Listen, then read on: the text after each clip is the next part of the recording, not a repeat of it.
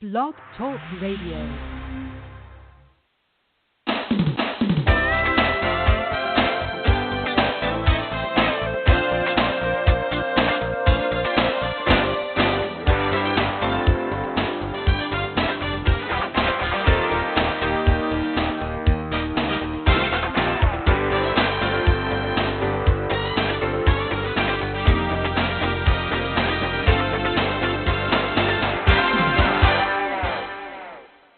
Good morning. I'm your host, Davida Shinsky, and you're listening to Live Without Limits. Today's show is 7 Simple Habits of Financially Successful People. Motivation is what gets you started. Habit is what keeps you going, says Jim Rohn. And how many of you know the difference between motivation and the difference between a habit? For one thing, a habit is something that you form because it's repetitive and something that you do every day so that it becomes a habit even when you don't even think about doing it. And motivation is that emotion that drives you, that teaches you how to succeed. What does it mean to be financially successful? To some, it may mean having zero debt. Well, to others, it means having a large fortune in the bank. But whatever it means to you, the most successful people in the world often have many habits in common. If they are trying to become financially independent, consider these 7 habits to financially successful people and how they can incorporate them into your own life. For one thing, what's happened is we live in a society where people have learned to live above their means, that they have to have something when they see it.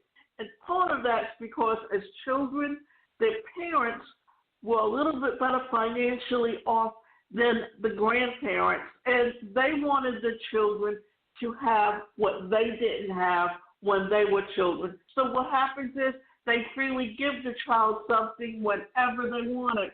And what does that do? That's not being financially responsible, and that's teaching the child not to be financially responsible. For one thing, I grew up with a disability, and I didn't have the same opportunities as everyone else in the workplace.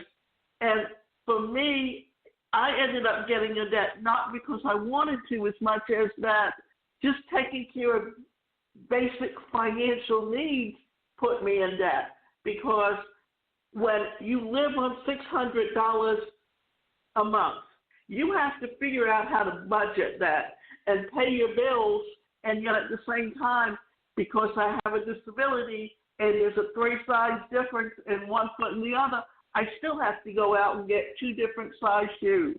When I buy clothes, I still have to be able to buy clothes. I still have to be able to buy food.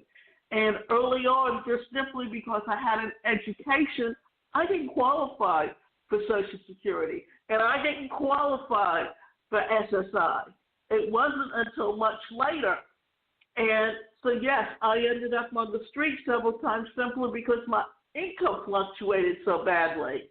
But even when I earned a living, I always knew how to pay my bills based on what I had to spend. And I always would set up my bill payments first. And yes, I had credit cards, and I used those to get the little extras. And then that's where my financial debt came in. Not that I would have put myself in that position had I had any other choice. And come from a family where, no, we weren't rich, but we were financially okay. And my father knew he had 2 children with disabilities that he assumed would never work, because at the time that he passed away, there were no laws that guaranteed people with disabilities rights to an education or right to employment. That came much, much later. But even now that I finally got on SSI, I managed to stay within my budget. I always managed to pay my bills off. But when I first got on it and they decided they were going to buy me a place, all my bills went to pay basic necessities. I didn't even have money to pay for the power bill. I had to go to agencies to get the help because my family was not there to support me. And that was simply because my mother controlled the funds and she did not want me being independent, and she was not going to help me if I wasn't going to live in the house with her, so that she could constantly belittle me and constantly tell me that I was worthless and constantly tell me how I couldn't hold a job. She was not a supportive person. She was very much someone who had very low self-esteem, and she was going to make sure that she put out her negativity on everyone else, and she was not someone that I was going to be around. And I ended up homeless on several occasions just simply because of that. But I always knew how to get myself out because I was determined to be independent. Now, they create and stick to budgets. Just the word budget can make someone uncomfortable, but financially successful people don't shy away from setting realistic budgets for themselves. They create actual plans for their money, living within their means and allocating it accordingly. The difference that sets financial abundance people apart from the crowd is that they don't consider a budget to be a restriction. They instead view it as a blueprint of how, where, and when to spend their money. Creating and sticking to a budget is an imperative step to becoming financially successful. Let me give you this little tip. Every month, I look at what I have in my bank account and what's coming in. I look at my bills. I pay the ones that I have to pay, and then I manage the others on what I can afford to pay them. So you need to be aware of what your means are, and you need to learn to live within your means.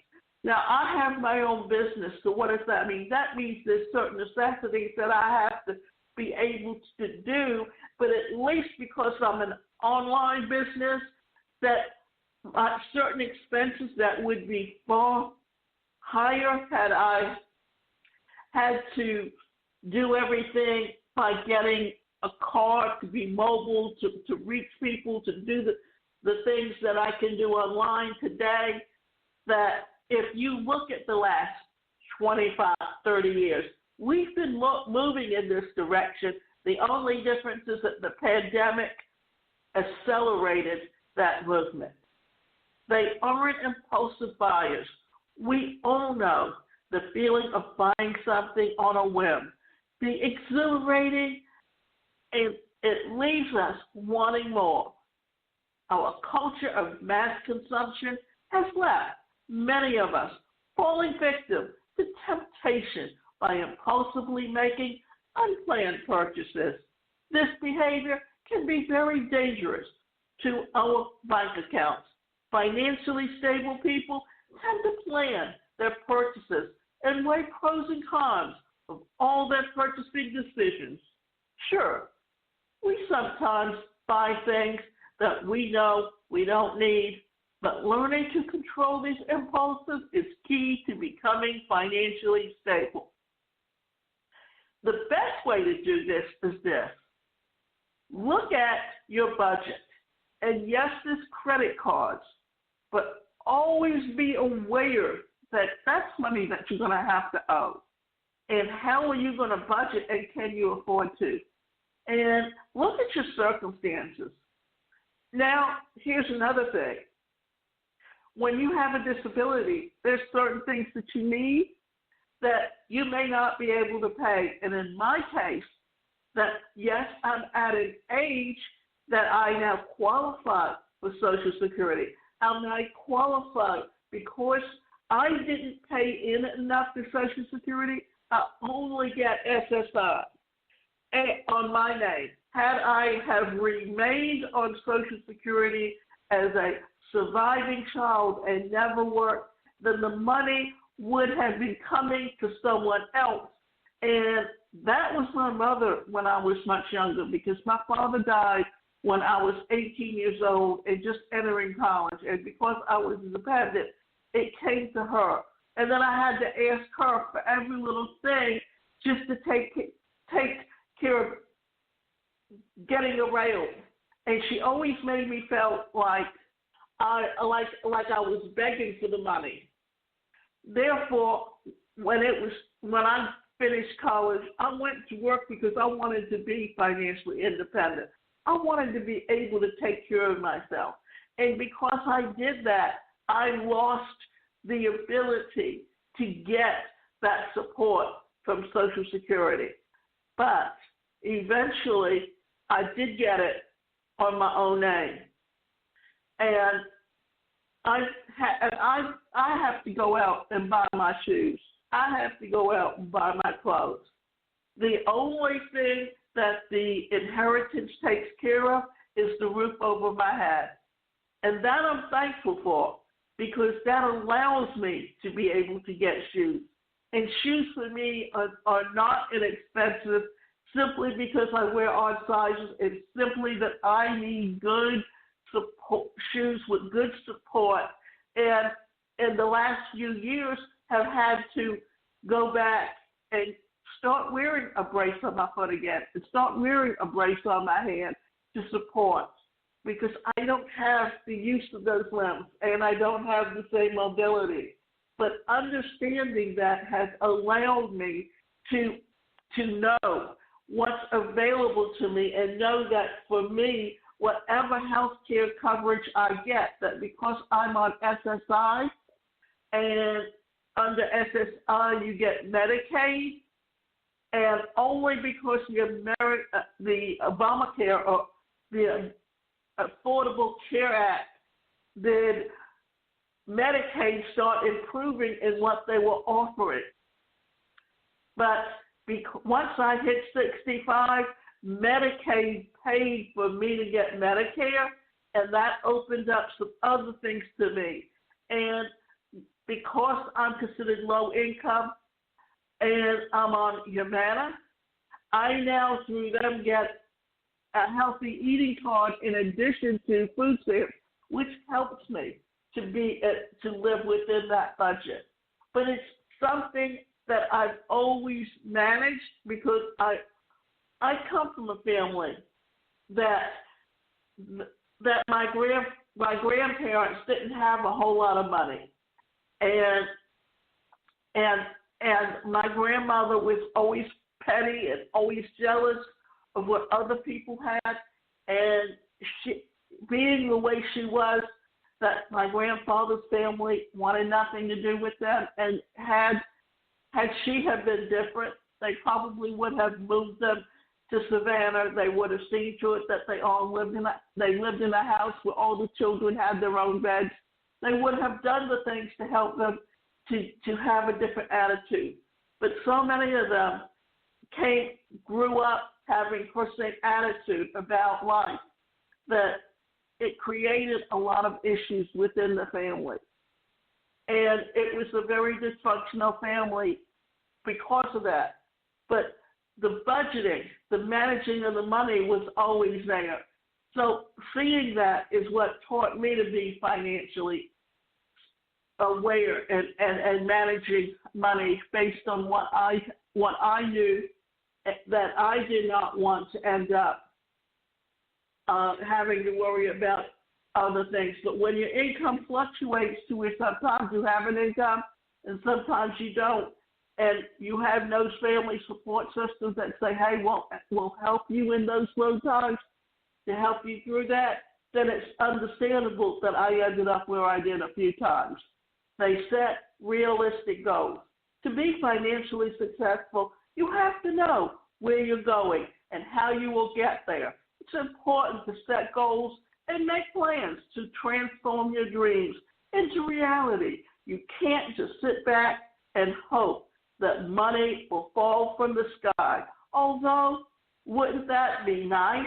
Take time to plan your future by setting small, achievable goals and celebrating little wins over time. This behavior will help you remind that you are on a path towards success and that you are capable of becoming financially successful. Just take time. And here's the thing, that with the advent of being able to build an online business and society moving in that direction, that has changed my financial baseline. That even though it's not consistent, that in the last few years I've been able to take what I was doing 30 years ago and was trying to do very successfully 30 years ago, but because I didn't have that mobility to get there to do it online, I've been very successful. And it has helped to increase some of my income to the point that it's easier and manageable to budget my finances and at the same time be able to start getting the things that I need, like shoes, like clothes, like basic needs, just to live comfortably today. They make saving a priority. Here's the thing.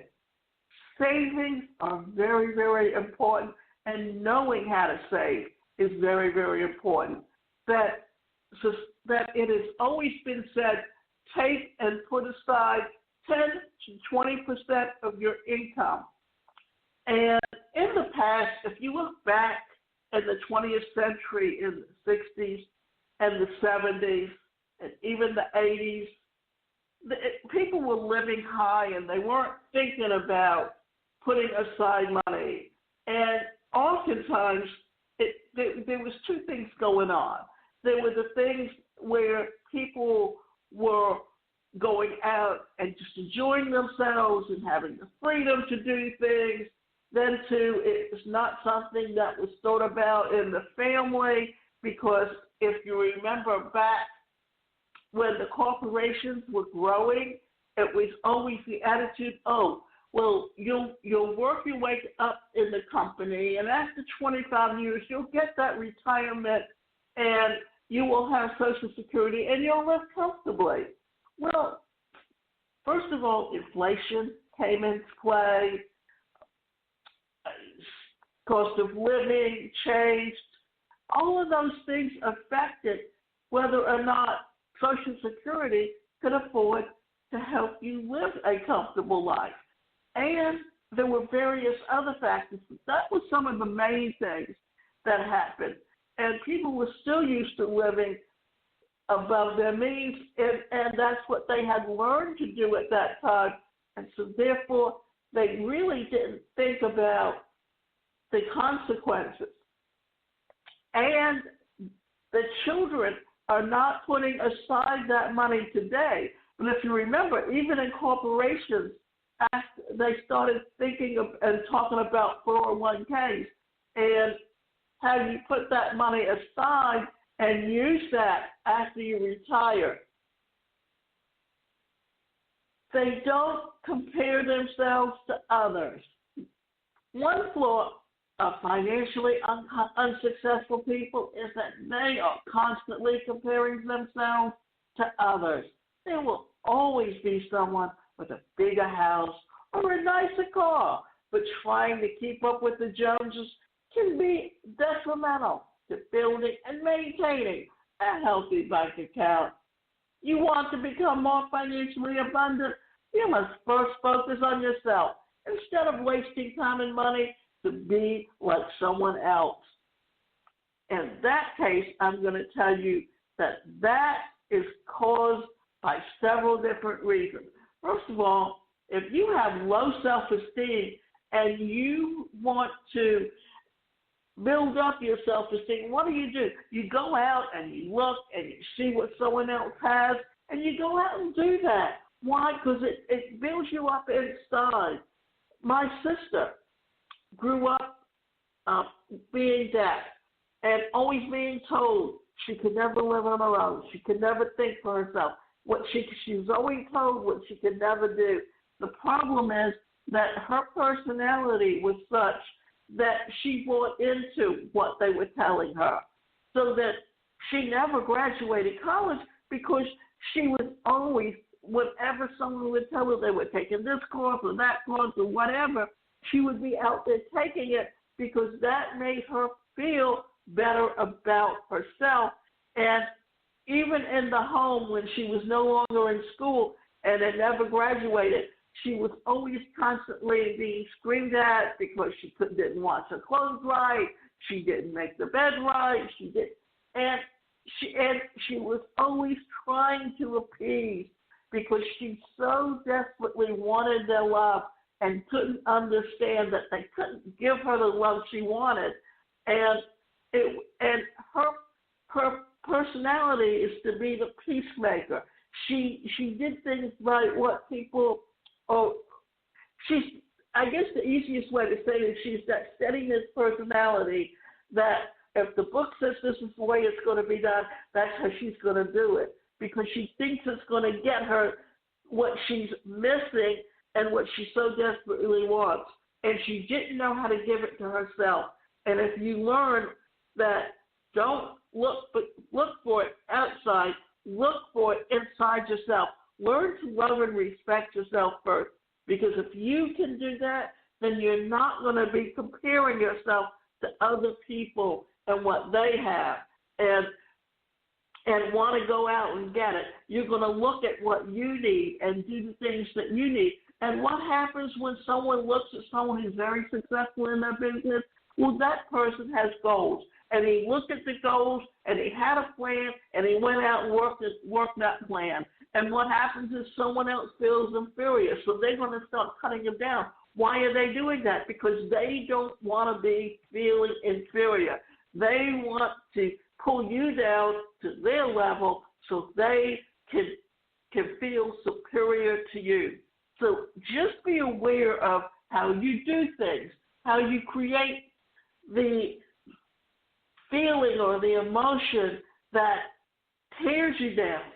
And always, always remember to be focused on you and who you are.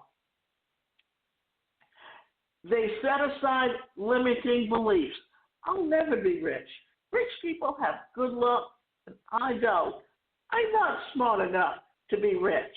If you're hurting financially, you have likely said a negative comment or two, like these ones that you yourself in the past. However, have you considered that these self-limiting beliefs are sabotaging you financially? Negative beliefs like these have the power to alter your behavior in a negative way, making you less likely to reach your goals. Financially abundant people don't tell themselves they can't, and while they don't focus on luck, they do focus on goals and having their dreams come to fruition.